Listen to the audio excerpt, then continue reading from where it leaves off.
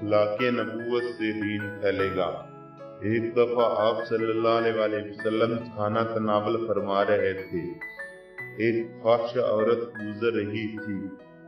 उसने देखा तो कहा, औरों को तो पूछता नहीं, कैसी बदतमीजी है।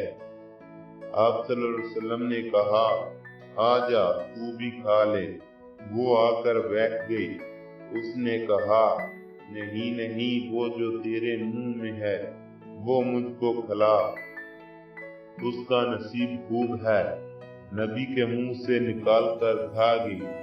नबी करीम सल्लल्लाहु अलैहि वसल्लम ने मुंह का नवाला यूं मुंह में डाल दिया, उसके साथ ईमान भी उसके अंदर चला गया।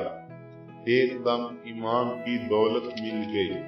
और अगर वो इस तरह कहते कि ओ बदतमीज औरत, तू मुझसे इस तरह से बात करती है, तो उसकी किस्मत में दोज़ख थी।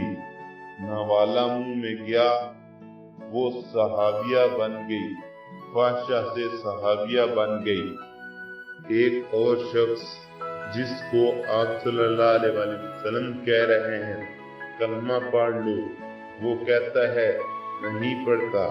कहा कलमा पढ़ लो, कहता नहीं पढ़ता। साहबी फरमाते, छोड़ो जी, गर्दन उड़ा दो।